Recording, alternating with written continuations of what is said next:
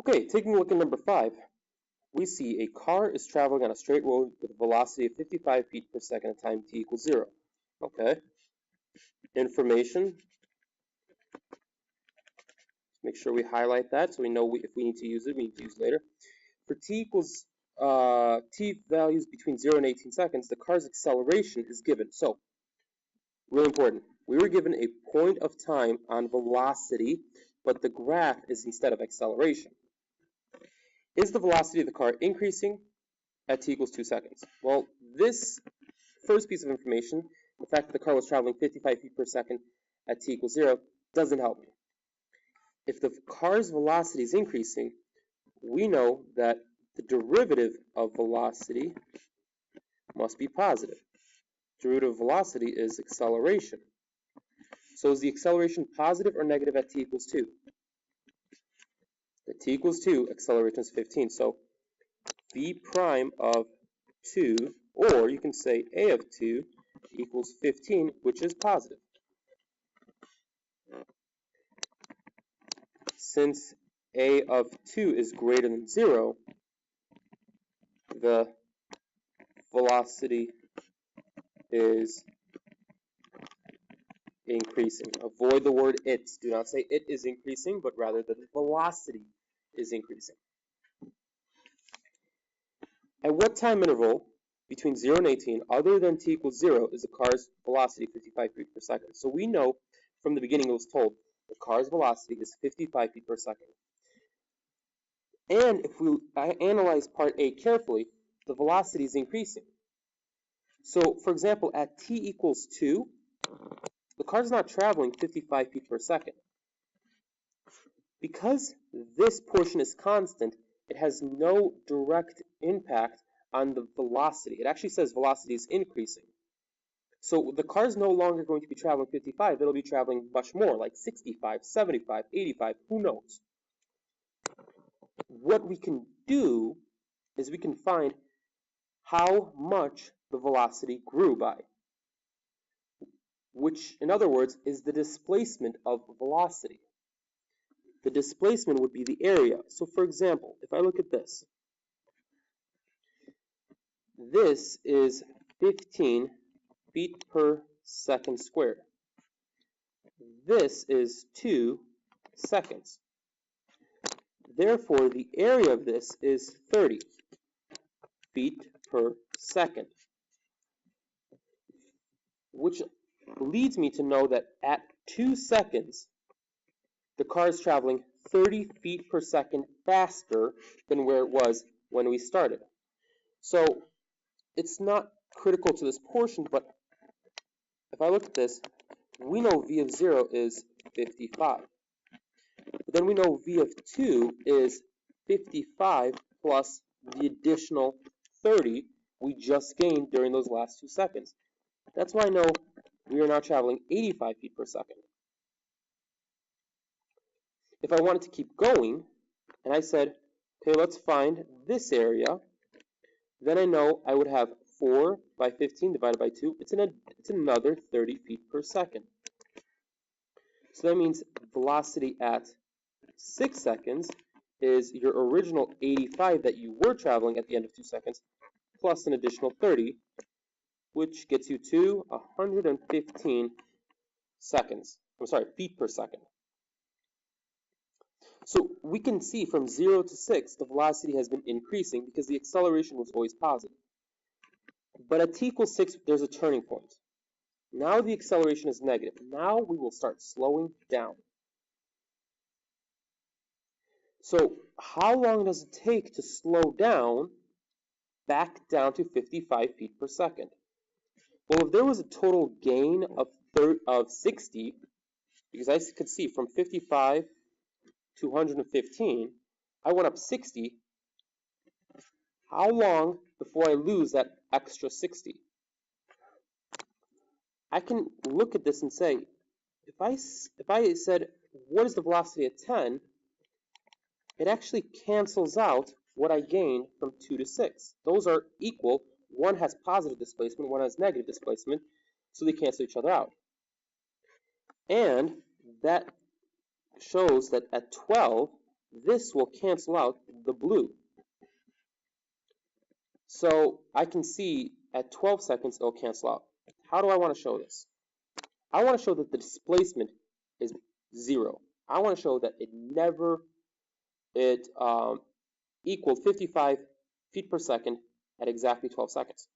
I can show that by saying, if I took the integral, I can't use words saying areas. I want to say the integral from 0 to 12 of a of t dt is equal to 0.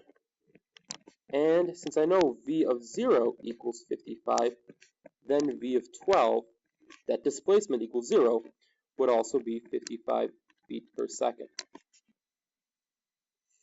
I can also say a few other things. This is the easiest way.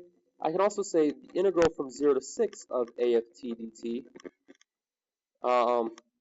is the opposite of the integral from 6 to 12.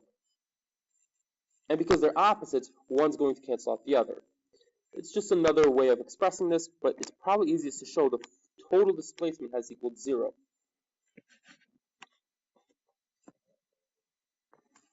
On the time interval from 0 to 18, what is the car's absolute maximum velocity? Closed interval. Looking for an absolute maximum optimization. On a closed interval, we know we got to make a table. Here's t, and then we're trying to find the absolute maximum velocity, so here's v of t. If you remember, in the tables, we have to look for endpoints and critical points. Endpoints are easy, 0 and 18. Critical points of velocity is when v prime of t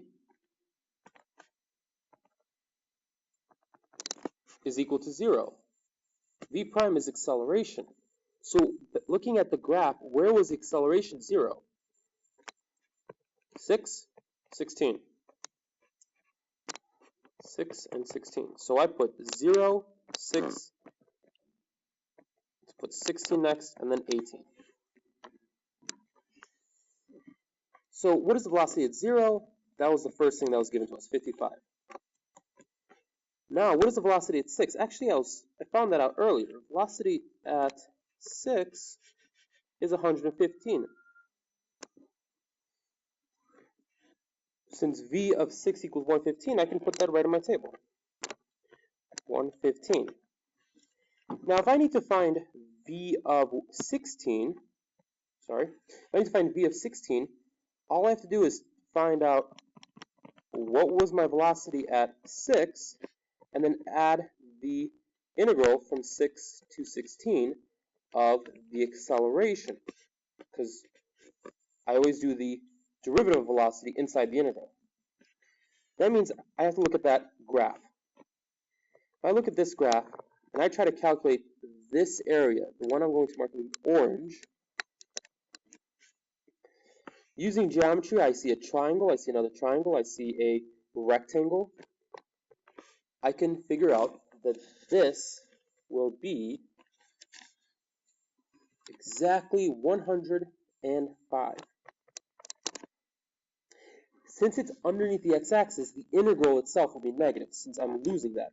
So this will be 115 minus 105. Leads me to understand that velocity is 10.